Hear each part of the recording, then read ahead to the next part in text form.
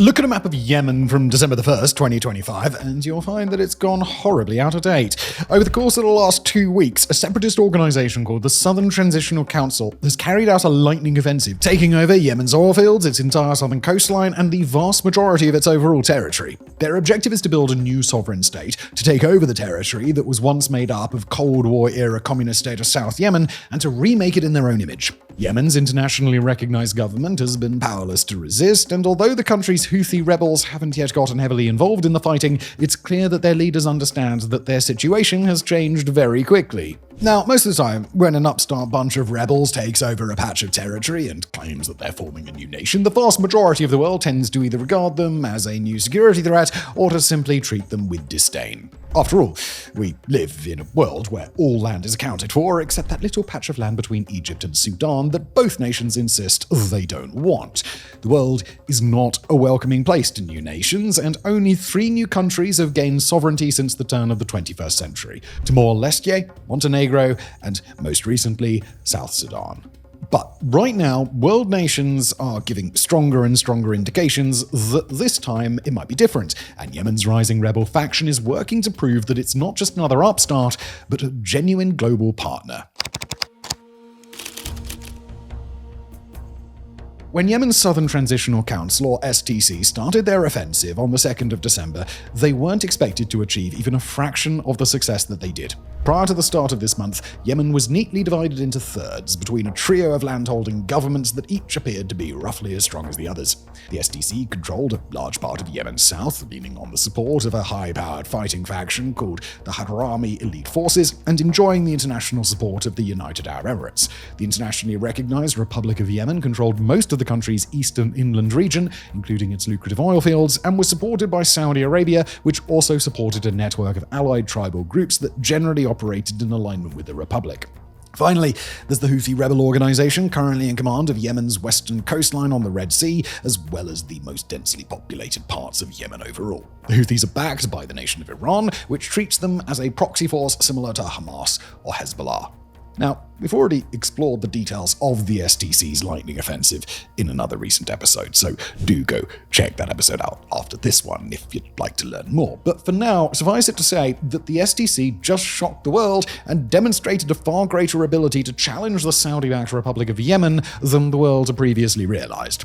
With the help of Emirati-supplied armored vehicles and artillery, and with the benefit of sneaky non-aggression agreements forged with those Saudi-backed tribal militias, the STC was able to run through the Republic of Yemen's attempts at resistance, rapidly taking over the massive province of Hadramaut and its oil fields, as well as the entire border with Oman, more than half of the border with Saudi Arabia, and all of the other territory that used to belong to the nation of South Yemen back when South Yemen was a nation from 1967 through to unification in 1990. In the process, the STC also solidified its control over the vital port city of Aden, where the STC had mostly been in control already, but where Republic of Yemen officials and Saudi military advisors had been allowed to maintain a seat of government. As of now, the STC's hold over the former territories of South Yemen appears to be secure, meaning that, in essence, they've achieved the military objectives that they've been trying to accomplish for several years. And while they are still engaged in follow-on offensives that we're going to discuss later, it currently appears as if the Republic of Yemen's government has decided to just shut up and take it. Right now, the Republic of Yemen is in control of a couple of key cities, including Marib and the besieged city of Taiz, plus some of Yemen's coastal islands and a relatively empty part of the northwest that the STC doesn't lay claim to.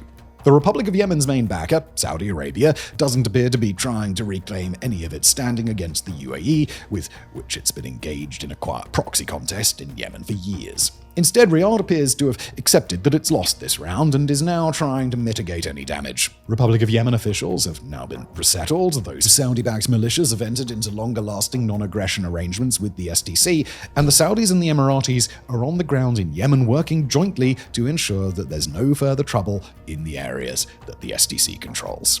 Now, although the STC's territorial conquests are undeniably an important part of this story, they're not the part of the story that we're going to focus on today. Instead, we're focused on the distinct possibility that before too long, one of two things is likely to happen for the STC. Either it sees its claim for sovereignty recognized on the global stage and devolves into the so-called state of South Arabia, or if global powers get really engaged in this whole thing, they might try to hand the STC control of all of Yemen. As for the question of how that would happen or why global powers might appear eager to help, we'll get there in just a moment. But before we do, we've got to speak a bit more about who the STC actually are. Or if we could temporarily harness the pick-me energy that the STC is starting to give off, we've got to explain why the STC just aren't like other girls. We mean rebels, they're not like other rebels. We'll start by pointing out the contrast between the STC and some of the other non-state actors that the United Arab Emirates have decided to support in the Middle East and North Africa. In Sudan, the paramilitary Rapid Support Forces have gained a reputation for committing heinous atrocities, targeting civilians indiscriminately, and most recently, carrying out an ongoing genocide in the Darfur region. In Libya, a breakaway government under the command of a warlord, Khalifa Haftar, spent 6.5 years tearing the nation apart through a civil war, while its leader has been accused of human trafficking, routinely allowing his forces to torture and execute people and slaughtering prisoners of war. In Somalia, the Emirates' support of the autonomous region of Puntland, where government forces are frequently accused of the torture and abuse of detainees, and the breakaway region of Somaliland, where a once promising, stable democracy has become increasingly authoritarian. We'll certainly grant you that the Southern Transitional Council and its forces aren't angels either. In past years, they've engaged in their own extrajudicial killings, forced disappearances, torture, war looting, and other war crimes and atrocities. But unlike the RSF or the forces of Khalifa Haftar, the world hasn't paid all that much attention to the STC's actions, horrific or otherwise. Those actions are still just as horrific. They're just as much of a tragedy for the people who are subjected to them. But as depressing as this may be, those atrocities won't necessarily matter to other global powers if the STC can keep its current image clean. And even better for the STC, it appears that they were able to capture all this new territory without engaging in any atrocities. Instead, while there have been a few dozen reported deaths thus far, the STC's ratio of territory captured versus blood spilled has been genuinely impressive. As for their leadership on their own territory before their lightning offensive, the STC wasn't exactly perfect, especially if you happen to be a part of tribal groups that the STC doesn't like. But they've generally been able to provide local stability, ensure access to basic public services, and otherwise do the bare minimum of civilian governance, even in a part of Yemen that's been ravaged by disease and food shortages. So, use your imagination, put yourself in the shoes of some minor UN bureaucrat with a focus on the Middle East, and what would you think of the STC as the basis for a new sovereign nation? You probably wouldn't be overjoyed. They're still a rebel group that won their territory by conquest, with a past that gets uglier and uglier the longer you look at it. But in the grand scheme, they're not all that bad, right? In a world where the Islamic State recently tried to build a caliphate, where the Donetsk and Luhansk People's Republics recently spent the better part of a decade claiming to be independent, and where the genocidal RSF are trying to partition Sudan, you really could do a lot worse than the STC.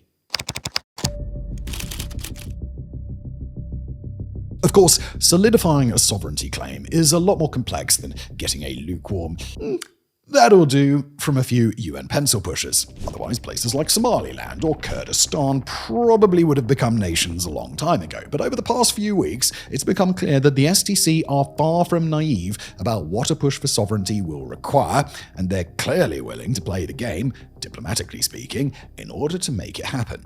Already the STC is working to deliberately court international audiences and sell itself as the next big thing in the Middle East in an attempt to convince global observers, and especially the Western world, that a sovereign state of South Arabia is in their interests too.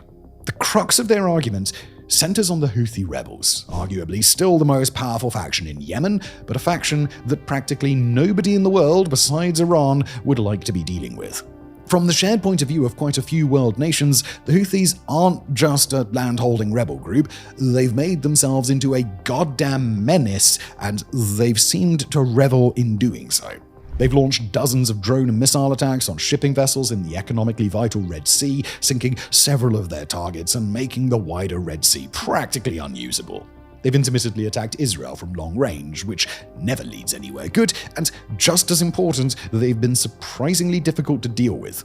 A US-led naval coalition spent many months trying to stop the Houthis, with only limited success, while Israel's recent bombing campaigns across Houthi territory don't seem to have worked either.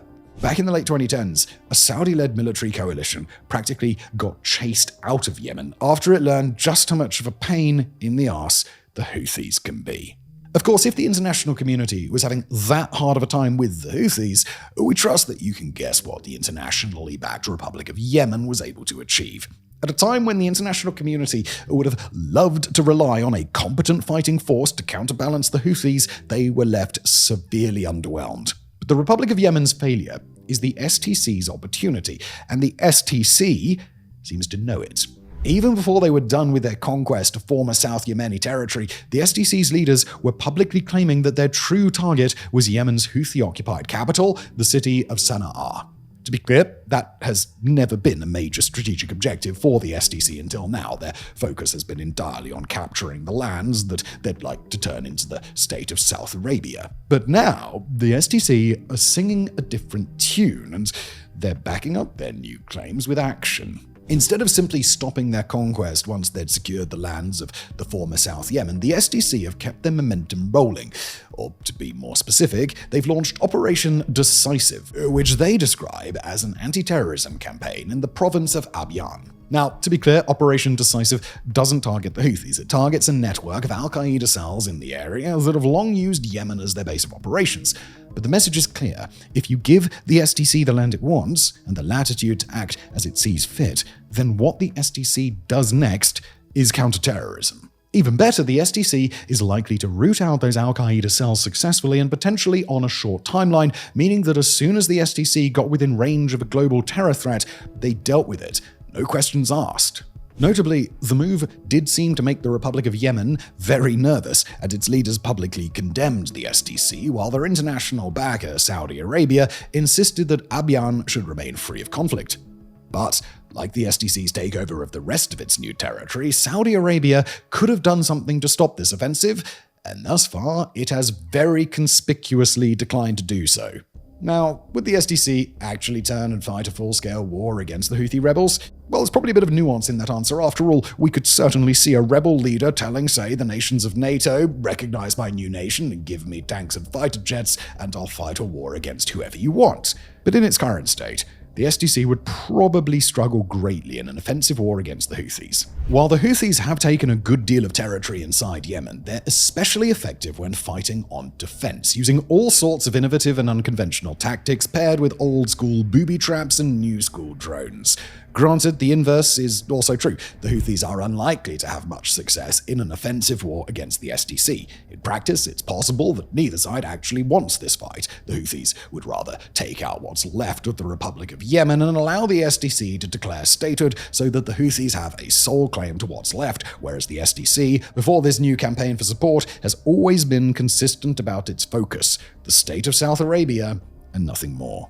But even if all this talk of anti-Houthi campaigns and counterterrorism from the STC is more of a PR campaign than anything else, that doesn't necessarily mean that it won't work. Remember, the STC has the United Arab Emirates advocating on its behalf, and it now seems to have the support of Saudi Arabia too. When those two nations choose to work together, they can bend the ear of a lot of foreign leaders, including those in Washington, Brussels, Moscow, and Beijing. And keep in mind, all these foreign leaders and their advisors have had much better things to do across the last decade than to pay attention to Yemen's quiet little footnote of a third faction. If these guys pop up and say they want to fight the Houthis and Riyadh and Abu Dhabi can vouch for them, that might be enough. Most of the world would rather not have to worry about the Houthis in the future. These new guys seem clean enough. The old Republic of Yemen government was practically irrelevant, and even if the STC is overselling itself, it'll still be able to keep the Houthis busy for a while. Of course, that still doesn't address the STC's ultimate ambition, independence. So let's ask the question, what have other global separatist factions had to do while trying to make a sovereignty claim in order to have that claim accepted and endorsed by the international community? Well, for one thing, the rest of the world prefers to work with factions that generally seem to be the good guy. They've kept their hands clean whenever possible, they don't have a recent record of extreme or violent atrocities, and they're not preaching anything too openly radical. The STC checks that box, especially when the world looks at them in contrast with the Houthis. Then, groups that end up having their sovereignty claim recognized tend to be the ones that can credibly present themselves as a stabilizing force. Again, it seems that you could make an argument for the STC, especially when the Houthis are taken into consideration, and the STC starts to look like a much-needed regional counterweight. Also, in general terms, the international community would want the government that a group is trying to secede from to agree to the idea of secession, but in this case, the Republic of Yemen is hardly a meaningful entity at all, and it will probably go along with whatever plan Saudi Arabia insists is best. Finally, it would be fantastic if creating a new sovereign nation doesn't immediately prompt a regional war against the neighbors. In this case, both the Saudis and the Emiratis seem to be in support. Oman doesn't seem to give a shit as long as Oman itself remains stable, and although the Houthis would certainly like to conquer the STC, that's really just how the Houthis feel about any fighting force in Yemen that's not called the Houthis. So, by all those metrics, the STC don't just score an acceptable grade on the global sovereignty test, they pass with flying colors. More than ideology, more than principle, geopolitics has always been about mutual benefit, and that's even more true today than it's been at any time since the end of the Cold War. If a new initiative seems generally harmless, it brings a tangible benefit to most of the world, it either isn't widely opposed or is only opposed by nations that nobody likes, and the world's powerful nations don't have to do very much or pay very much in order to make it happen, then it usually happens, sooner or later. The STC clearly understands how those dynamics work, especially with the help of a friend like the Emirates that knows precisely how to play that game.